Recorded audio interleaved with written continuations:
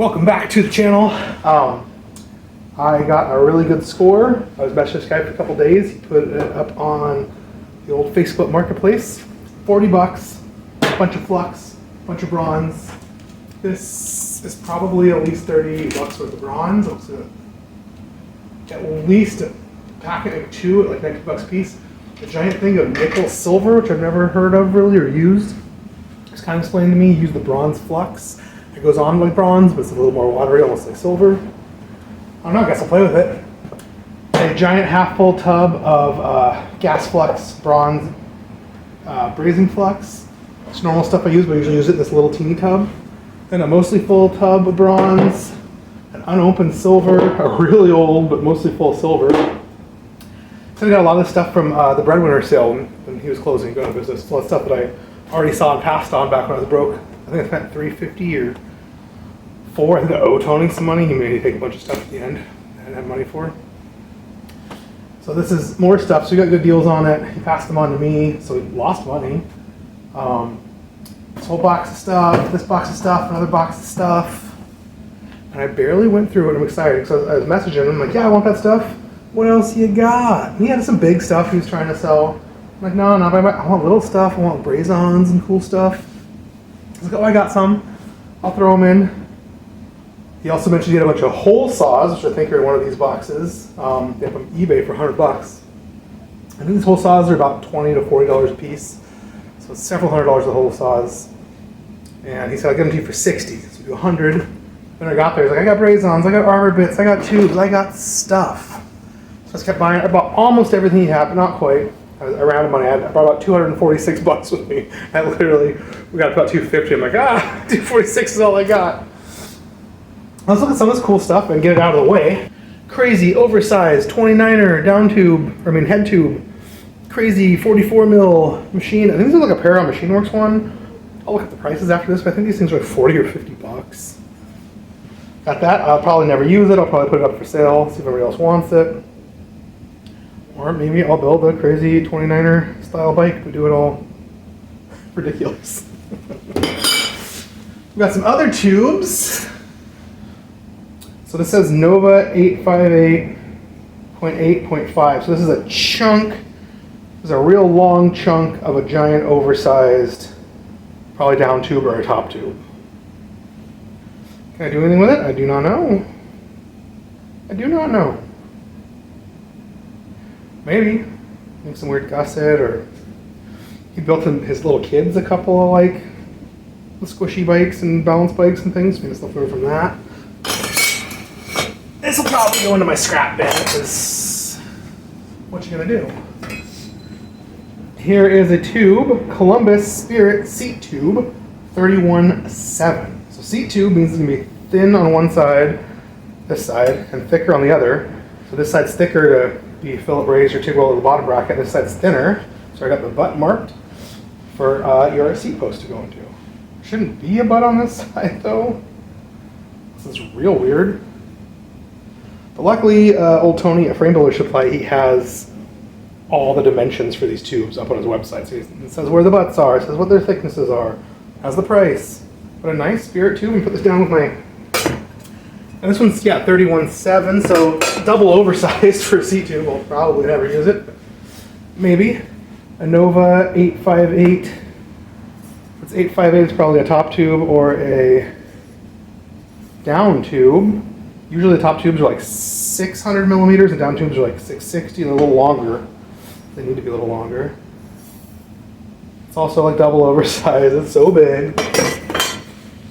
Just collecting tubes, but at the end I think it's like I don't know if I really want these tubes. Like, I'll be like 40 bucks for all of them. And I was like, bro, okay. Here is a Columbus Life tube, 6.5, 0.65 millimeters thick, 0.45 and 0.65. Also double oversized. Also look how shiny that is. I think Life is like fancy tubes. This thing almost looks like stainless, man. Maybe it is stainless. Maybe I should put a magnet on it and see. But pretty cool. I feel like there's one or two in here I think I could use. Very Wall, fits 31.6 seat post. 34.5 seat tube. 1.4 to 0.9. So this is a thick C-tube.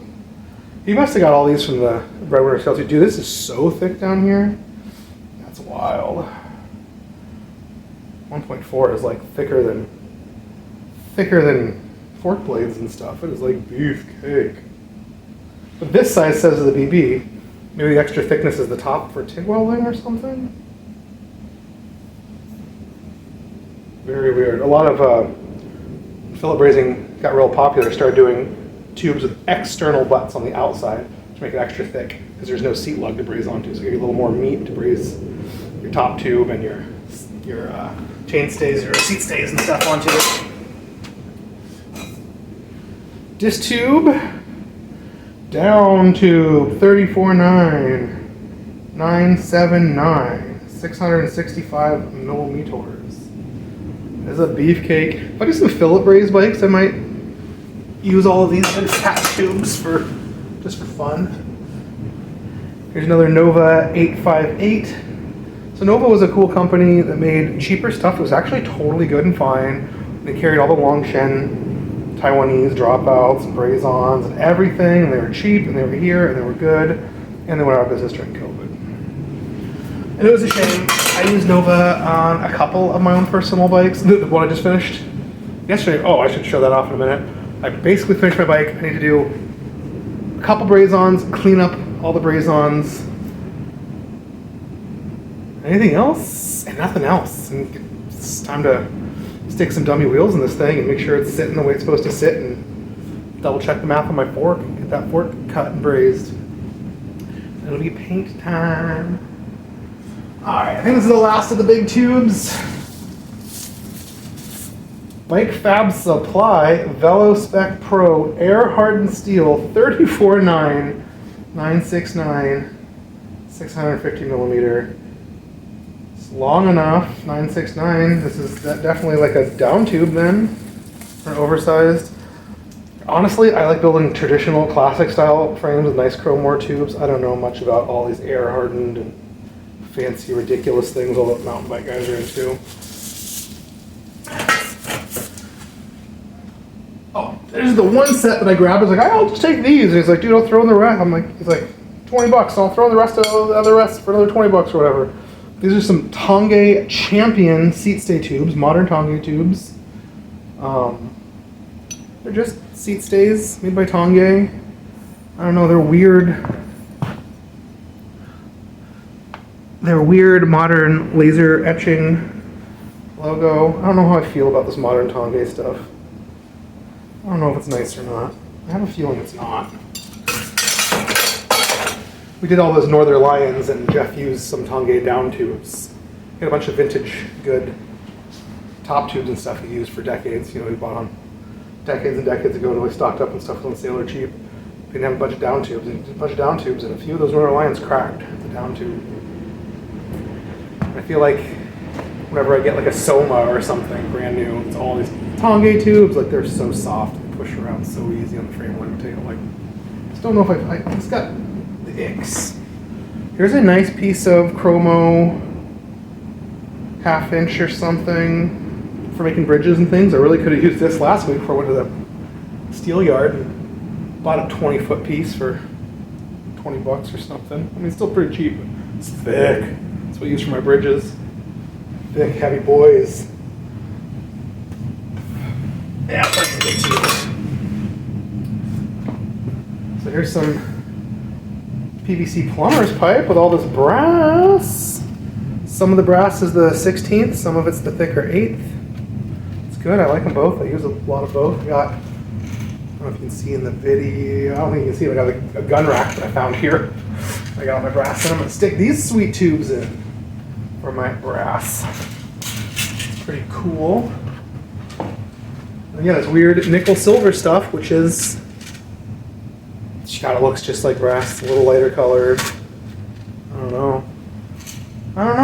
It'll be a trick. Apparently not for fillets, or for braze-ons, which is nice. I'd love to do more braze-ons than brass. Silver is so expensive. Oh, here's another little tube. I think he said this was a head tube, but it looks too thin to me. Maybe.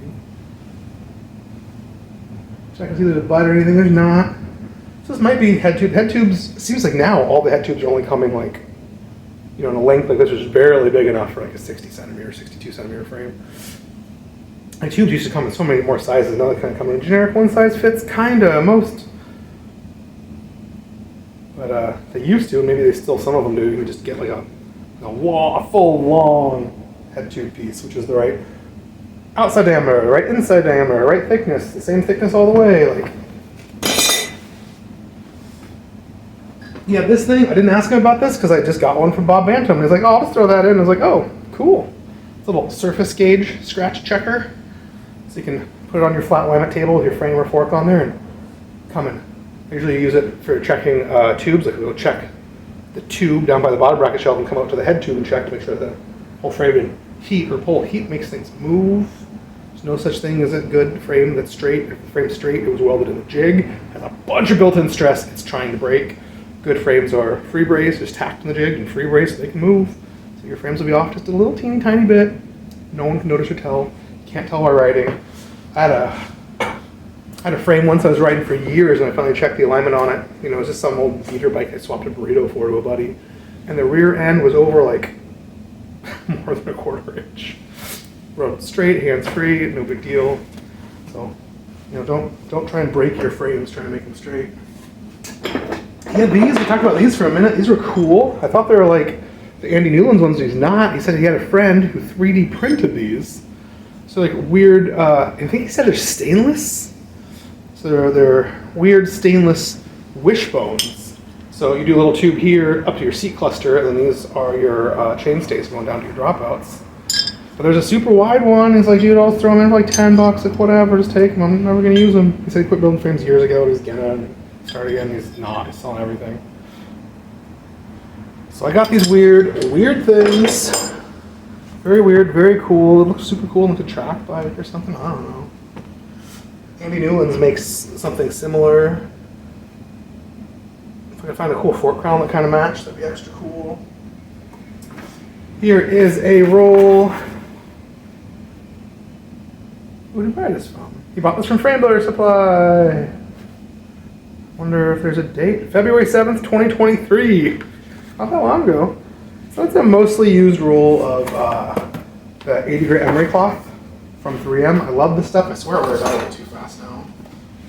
Here's another shop roll, 50 yards, 1 inch, 180 grit. Nah, probably really won't use that. 80 is really all you need. Here's a 120 grit. Probably figure that out pretty fast too. But whatever, a couple extra shop rolls. Here's some Makita abrasive rolls, because I bought some tools. And these rolls go to those tools, and I gotta figure out how to use these. Maybe I should show those now. So check this out. I just bought a cheapo Harbor Freight one of these, like $50. I was paying $40 for both these tools. They're nice, they're Makita.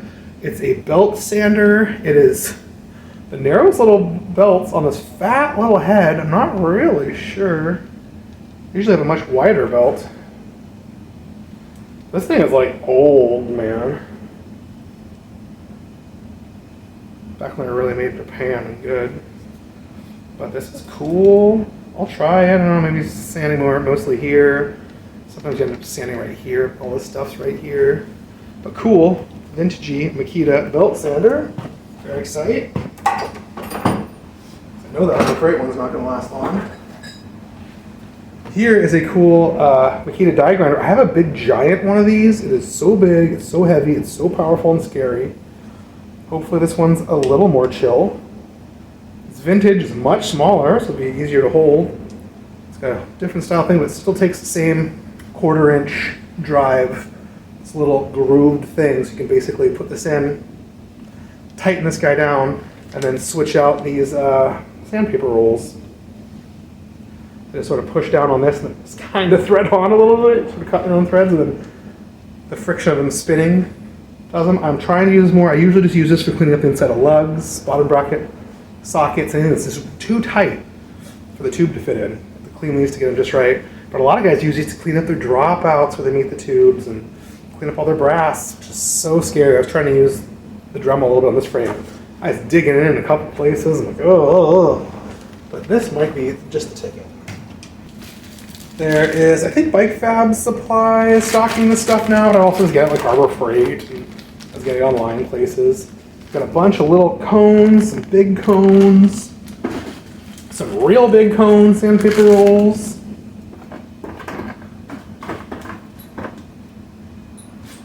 Some more medium-sized cones. I mostly have like kind of medium to largest ones from Harbor Freight or wherever I find my garage sales. And he's got some more of these little 1/4-inch drives. 2 normal ones and 1 real big fat one. Already got a little setup for this stuff. Oh, this is cool. I need this. I don't have this. This is like a wooden dowel on some tubing. And what a lot of frame builders use these for is because they're pretty straight. You can put your file on this side. So like forks move, man. My dropout was on this bike and it was a shame. And I thought everything was perfect. And then I put it under tension a little bit before I brazed them in, all impatient, and one of my rear dropouts moved. So I had to come and add some brass to the other side, which sucks because they're a very fancy dropout. They have stainless faces. It's very embarrassing. It's very not pro. I either do that or totally replace one of the chainstays and go through all that work and a whole other heat cycle, and hopefully it comes out better. So you can do this if your fork sucks up or gets a little wonky by 1 millimeter or 2, you can add a little brass to one side, or you can file a little bit off one side. Sometimes I do both. If it's like 2 millimeters or something, I'm like, oh, I'll just add like 1 millimeter brass on this side and file 1 millimeter off that side and make the wheel sit straight. So you can stick your file into this rubber tube onto this, so this can be a guide on the other side of the blade that you're not using to make sure your file's going real nice and straight, taking this blade down, so you're not filing at crazy angles and doing stuff. Anyways, that's what that is what the great Eigelhart taught me. And I've always just kind of done it by eye, but you know, this will be good. I'll use that. A couple of just random chunks of some 80 grit, that's cool. Another big giant tub. I'm drowning in tubs right now, but that's cool. This I'm excited about. This I know I'll use. This is a weird double-sided tin. There is maybe a half a coil of, I think he said this was 50. So 50 silver is about $50 a coil per ounce. And it's a little bit thicker silver. You can build little fillets. If you got little gaps or anything, you can use this if your miner's not perfect. I do that sometimes. Like sometimes I sit with BBs and fork crowns. They'll have like a weird gaps and stuff. They don't fit the blades perfectly, so I'll dump a bunch of regular silver in and then come back. I'll do that with this crown for sure. It's really tight where the blades go right at the top of the crown and then really loose in the rest of the legs, like a lot of crowns are. So I will hit the bottom with the 56 and then come back and really just blob it with this. I'm almost thinking about just doing that in brass, Ritchie style, building little fillets and going nuts. I don't know. But this is also just a bunch of random braze-ons.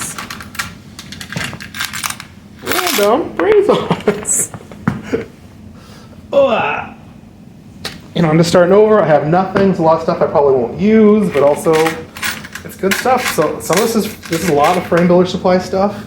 So they're little rack barrels I love. I was talking about this. He's probably start tracking them down. So they're thick on one side and thin on the other side. They used to just be thin on both sides. So you have to use a spacer all the time to use these rack barrels. So now they're supposed to be extra long. So you don't have to use a spacer when you attach your racks. Here's a stainless steel bottle boss. It's definitely been tried to be used for some reason. There's some little star, like little reinforcements for your water bottle bosses. They're cute. I wanted to use one on this frame, couldn't find any. After the frame was done, I was bored and started cleaning and organizing and found like 20 of them. There's some of these like for external cable routing, so a little star reinforcement on the outside of your tube for doing internal routing. There's a bunch of these Paragon Machine Works bottle bosses. He said he hated them. They have a cool little head. These are like $4 a piece from Paragon. I was gonna order some for my friend. I was like, oh, I don't want to spend $4. That's crazy. I spent $10 for like 10 really good US made ones. There's 5 or 6 of those in here. A bunch of these rack bosses, several disc brake guides and tubes, more of these stainless water bottle bosses. They're expensive. Some more rack mounts. Cool seat binder I've never seen before. Little cutie.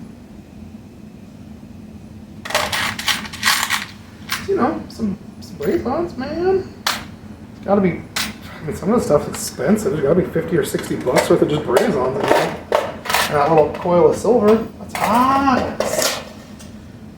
He also gave me just a bunch of wire. He said he used this for like a braze-on jig. I've seen guys do that when you follow other guys' Instagrams or Flickr. They don't have a lot of tools. Even some famous guys who have been building for 40 years, they'll do this. They'll use a hose clamp or some wire to hold something in place, braze it on, and just take the wire off. That's cool. I do have so many good braze-on jigs and clamps and things and methods, so I don't know if I'll use it, but I might. Do these dropouts in, so I wasn't interested. He's like, oh, let's throw those in with this. Just get it up to 240. There's some Nova track dropouts. It's kind of ugly, thick, weird angles, maybe for smaller frames. The socket style, I don't really do a lot of the socket style. When I get weird stuff like this, I usually save it for if someone wants a mod, someone has like a road frame and they want to turn it to a track frame. The angles line up. I'll use something like this, but my handmade frames, I'm like, that looks like a duck. It's like not super pretty for me.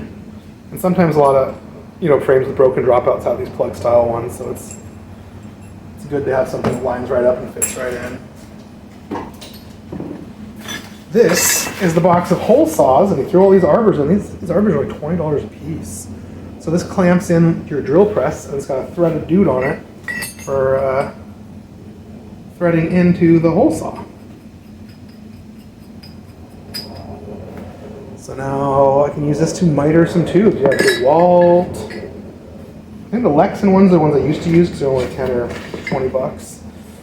You go on some of the fancy frame builder sites, man, they got ones that are hundreds of dollars. It's wild. He's got them in all the sizes. They're marked like 1.25", 32 millimeters, so this is great for 31/8 tubes, 38 tubes. Probably just use the smaller ones, 29 millimeter, 1.1/8 basically. I think this one was marked 1 inch, yeah, 25 mil. So I can miter miter anything going into a 1 inch tube, which is nothing. What would you use that for? I don't know. But like the 31/8, this is good for mitering stuff. I'm trying to even remember how I do that. I'd have to miter.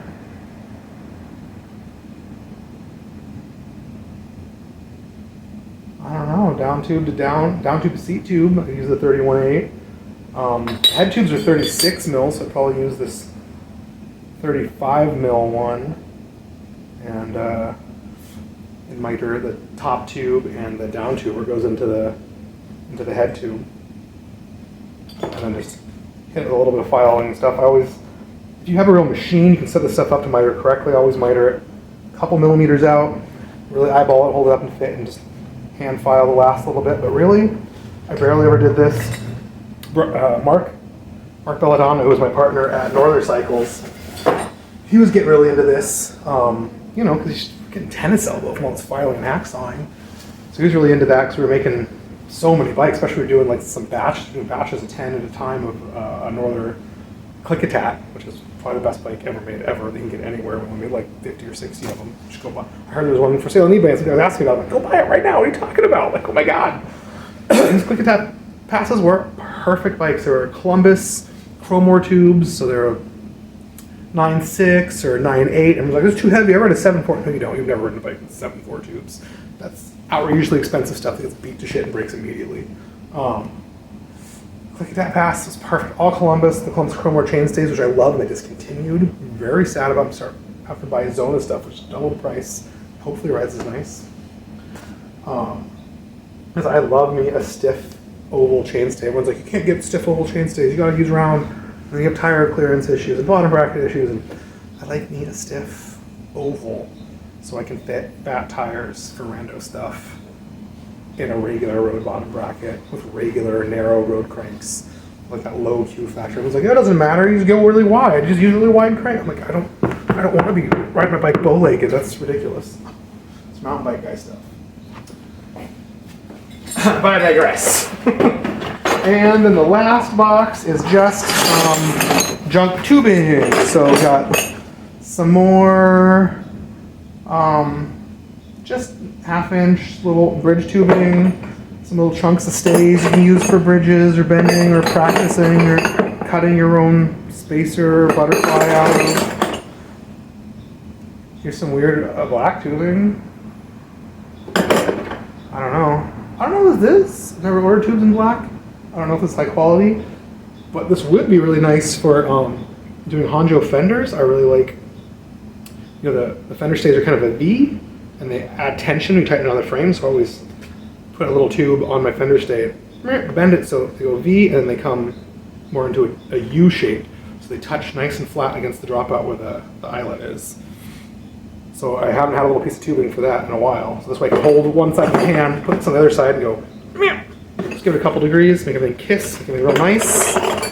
Here's some little probably stainless stuff that was leftovers from doing internal routing. It's also really nice for cutting your own little cable guides and runs and dynamo wiring stuff.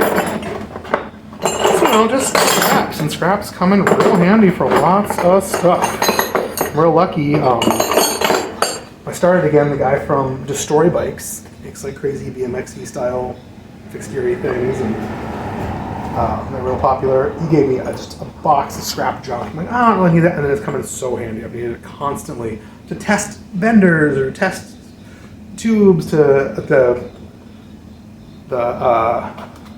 the reinforcement for my disc brake is a little chunk of chainstay out of there and stuff. So I didn't have any just, like, this is a little chunk of chainstay. So it's basically like a thing like this. It's a little bit tapered and looks cool because I didn't have any just straight. That's chainstay too. So I didn't have any just straight, like, yeah, this is a little piece of rack tubing. Great for bridges, great for like this thing. If I want to test my bender, make sure it's not going to crimple something, or see how much of a bend I can get in a tube before it breaks or cracks or crimples. Just stick this in and just give it a shot first.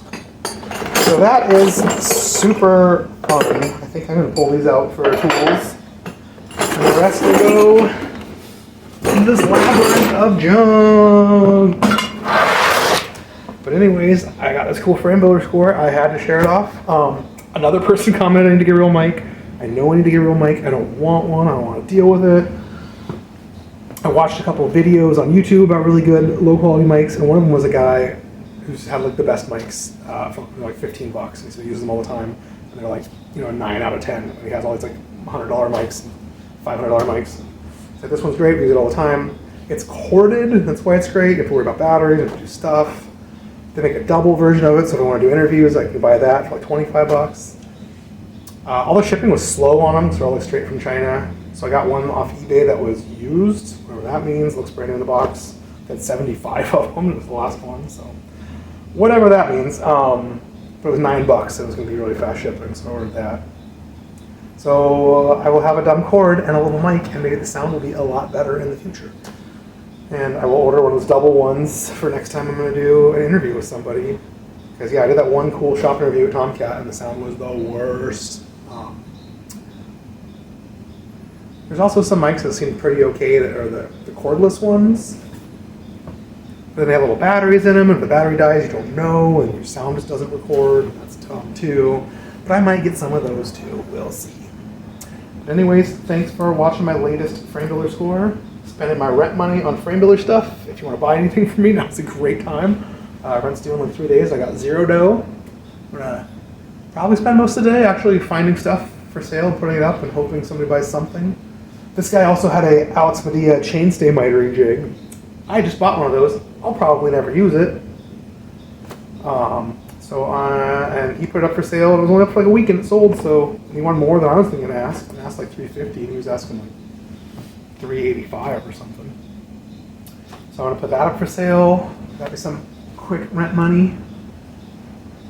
I'm really only short about $400 or $500. We got a few cool frames, a couple bike projects. I should probably just spend a day whipping out and put them up for sale. Maybe I'll get lucky and someone will buy them.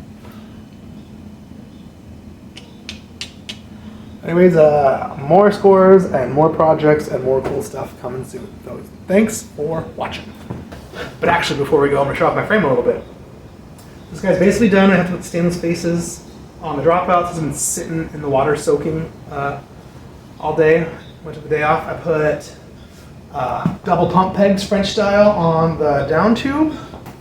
So I can use a spring-loaded pump, which I love. These are the best pumps. They stopped making them. They're hard to find. A little spring-loaded pumpy dude on there. Very Frenchy. One set of bottle bosses. A little, God, when it's dirty, sometimes you can barely see the silver some places, and it sketches me out. I know if I touch this with a brass brush. I know I looked. I know I touched up a couple of spots. I'm still going to look again. Made a little serial number plate I got to clean up. Got my bridges in. Got my bottle bosses in. Got my rear ISO disc tab on. I wanted to tuck it in here, and there's just no way. It's tucked on here. The brakes I ordered aren't here yet. They're really sharp angle at the barrel adjuster. So I'm going to be able to run the cable like this and down to this stop to that stop. So this will be bare housing. I'll have a old 70s style little piece of housing here and then bare all the way up. I've got a double stop mountain bikey style right here. I got a dyno stop there I got to drill out. Put a dyno stop back in here. I couldn't figure out what taillight I wanted. I couldn't afford the compass taillight. This bike's definitely be a year-round fender bike, most likely, probably, hopefully. So I'm gonna do like a fender mount taillight. The one I want. I have one of blue lug that's really cool, but they're out. Maybe it'll be in stock someday. Maybe I'll put a different one on, make a little mount for the fender. I don't know. We'll figure it out. It's neither here nor there. I got the head tube all cut down and faced and reamed. I got the seat tube reamed. I got the bottom bracket faced and tapped. This thing is ready for powder coat. Then I'll clean up the bottom bracket and head tube threads again, probably after powder coat. And these pumps are cool because this barrel unthreads, so I'm gonna get the pump powder coated to match the frame and fork. If I had the rack, I would do that too, but I have not even started the rack and can't even afford to order the tubes yet, so need to do some jobs. I've had no jobs for weeks and weeks. Need to do some jobs and raise some dough and do my rack tube order. But I can wait till this is powder coated. I'm pretty good at building racks for bikes that are already painted, not hitting the paint with torch. So the rack can wait. I got a zillion used wall basket. I could throw a wall basket on the front for a while. Whatever, man. But coming along today, I'm gonna do a little cleanup, a little facing. After I get all the stuff put away, some guy messaged me who's gonna come today. He just has an old bike that's in serious need of tune-up, so I might do some wheel chewing, cable and housing, and maybe a cassette and chain and some stuff. So we'll see if he shows up. That might be some work. Some other shops are turning him away. A lot of their shops aren't working on anything vintage at all anymore. Like, I got a friend who works at River City, which is like with a big bike shop here in town. They don't touch anything that's pre-disc brakes at all anymore. No 1-inch headsets, no nothing. It's all modern. They used to send a lot of people to City Bikes, which is like the hippy-dippy worker-owned collective that was here for 30 years. There's all vintage bikes and piles of used parts, and City Bikes closed their doors. They're done. They're still the CCC, but they decided to stop doing service and work, and they're going to start doing it again. They realized that was a terrible idea and almost went out of business. My old shop, Kenton Cycle Repair, was a great old shop, did lots of repairs on vintage bikes and had stuff. He just closed his doors like last month. I sold out to him like 10 years ago, and he finally just gave up. It's very sad. If I was rich, I'd buy that shop back. I love that shop. Norther, I'd work on old stuff, and closed Norther 5 years ago. There's just not a lot of shops doing a lot of cool stuff anymore. Or vintagey stuff. But whatever's, this bike is almost done. The fork, if you've been following along at all, I got the crown pretty much cut down. I got the proprietary Nova Cycles rakeable disc fork blades. So I got these, I got them raked, I got them, they're oversized. You only use their dropouts, so I use their dropouts. So I sort of tried to cut the back to sort of match this little flary curve. I got the crown brazed in, so all I gotta do is cut these blades down to size, get a braze in this crown, hope everything's lined and cool, decide I wanna mount my fender. I kinda wanna do something Frenchy. I kinda wanna put like a tombstone off the back or off the front with my fender mount in it, because that would look really cool. Otherwise, in the past, I've just brazed something over the top. I don't really like that. Sometimes I'll just hammer a star nut. So I'll do one up here for your threadless headless set, but I'll hammer one in down here as well to mount my fender into. So I gotta do that, then I gotta do the disc brake jig, or disc brake, the disc brake deuter. I figure how that goes on and modify it to fit this rake. And probably one braze on. I'll probably do a couple braze ons on the front for the rack. It's got the eyelets. I'll probably definitely do at least a set of mid forks. Usually for tour style racks, I'll drill the top of the crown and brass in a water bottle boss for the racks before I silver in the whole rest of the frame and get it done. But, so it needs a day or two for me to figure it out and get it all right. Hopefully not freak out and get it done. I think I need to take a centimeter or two off the blades, off the tops. Yeah. So these guys gotta be cut down. This thing's gonna be trimmed to fit a little bit better. You can see they're real tight, and you want things to be barely tight with silver, and you want them to be a little loose so it can actually fall right out of brass. So kind of think about cleaning those up as brass on this thing. I'll probably just 50 silver it. It'll be fine. So anyways, thanks for watching.